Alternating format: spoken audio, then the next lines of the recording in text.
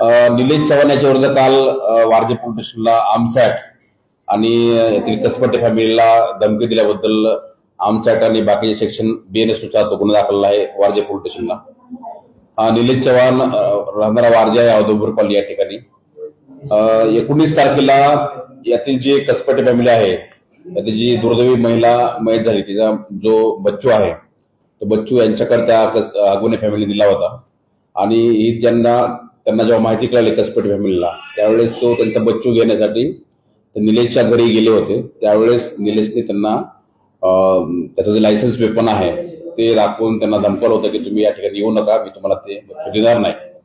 त्यावरून तो काल आपल्याकडे वारजे पोलीसला गुन्हा रजिस्टर आहे। याच्यामध्ये पुढचा तपास जो आहे ते वारजे पोलीस करत आहे।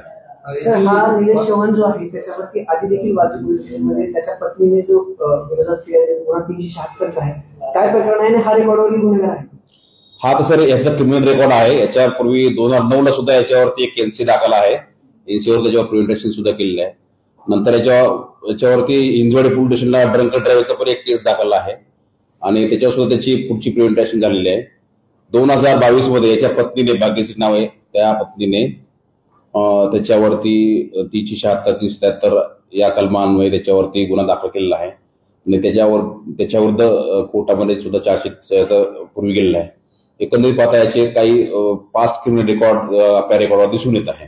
आता याच्यातले आता जास्त डिटेल याच्यामध्ये तुम्हाला भावधन पोलीस सांगू शकेल, परंतु याच्यामध्ये त्याची फॅमिली रिलेशन होते आहेत हे याच्यावर सिद्ध होतं की ज्या त्यांचा बच्चू त्या ठिकाणी त्यांनी ठेवला होता त्या त्यांचे फॅमिली रिलेशन असू शकतात आणि हे तपासात पुढच्या गोष्टी ज्या आहेत ते पिंपरी चिंचवड पोलिसांच्या तपासात पुढे आल्यास कासपटे कुटुंबियांची मागणी आहे की त्यांच्यावर अपहरणाचा गुन्हा दाखल करा, मात्र आपण आता बंदुकीने धमकवलं। आपल्याकडे जी तक्रार आहे त्यांनी त्यांच्या स्वहस्ताक्षरात लिहून दिली तक्रार आहे, त्या तक्रारीवरून याच्यामध्ये जे सेक्शन अप्लाइड होतात ते सेक्शन आपण लावलेले आहेत। त्याच्यामध्ये अपहरणाबद्दल त्यांनी त्यांच्या तक्रारीमध्ये कुठेही असं काही मेन्शन नाही केलेलं आहे। त्याच्यामुळे त्यांची लिहून तक्रार दिलेली आहे त्याच तक्रारीनुसार त्याच ह्याच्यानुसार कलमानुसार तो गुन्हा दाखल केलेला आहे। निलेश चव्हाण आता फरार आहे, काय स्टेटस आहे त्याचा? याच्यामध्ये त्याला चौकशीला आता मी नंतर बोलूयात, कारण याच्यामध्ये जी चौकशीची कारवाई आहे त्या कारवाई वारजे पोलिसांनी पुढे सुरू केलेली आहे। सर, पत्नीची तक्रार दिली होती त्या 2022 तक्रार काय म्हटलं होतं? त्याच्यामध्ये असं की अनैतिक प्रकारचा संबंध त्यांनी ठेवले होते पत्नीसोबत किंवा तो मारहाण केलेली होती, त्याच्या अंगावर जे होते दागिने वगैरे ते त्यांनी हिसकावून घेतले होते किंवा रॉबरीचा प्रकार केला होता, असे काही सेक्शन त्याच्यामध्ये त्या निलेशच्या विरुद्ध दाखल आहेत।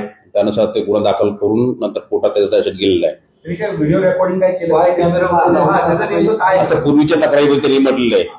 आता त्या डिटेलमध्ये आपल्याला जावं लागेल, परंतु याच्यामध्ये याला आणखी एक म्हणजे याचं वेपन लायसन्स पण त्याला ऑक्टोबरमध्ये त्याला 22 ला त्याला मिळालेलं आहे, तर ती सुद्धा आपण पुढची कारवाई त्याच्यामध्ये वेपन सुद्धा करत आहोत। सर, पण मग जो निलेश चव्हाण आहे जसं तुम्ही सांगितलं की रेकॉर्डवरील गुन्हेगार आहे, पण आपल्याकडे वारजेला याच्या आधी फक्त 376 तो एकच गुन्हा होता जो पत्नीने फिर्याद केली होती, बरोबर? त्यावेळेस काही कारवाई केली होती आपण, त्याची काही माहिती घेतली? त्याच्या पुढची कारवाई चार्जशीट आणि पुढची कारवाई पूर्ण झालेली आहे। त्यानंतर त्याच्यावर प्रिव्हेंटेशन सुद्धा कारवाई झालेली आहे। परंतु हिंजवडीला पण ड्रंक ड्रायव्हर त्याच्यावर केस आहे। पूर्वी वारजे पोलीस स्टेशनला सुद्धा 2009 साली एक पायगुडे नावाची इसम आहेत त्यांनी त्याच्यावर दाखल केली होती तक्रार, त्याच्यावर सुद्धा प्रिव्हेंटेशन केलेली आहे। आणि हा कालचा जो आहे रिसेंट कसपटे फॅमिलीला त्यांनी धमकवल्याचा पिस्टलचा डाग दाखवून हे सुद्धा गुन्हा काल दाखल केला। आता ज्यावेळेस आपल्याकडे आरोपी समोर येईल त्यावेळेस डिटेल आपल्याला याच्यामध्ये तपासता येते।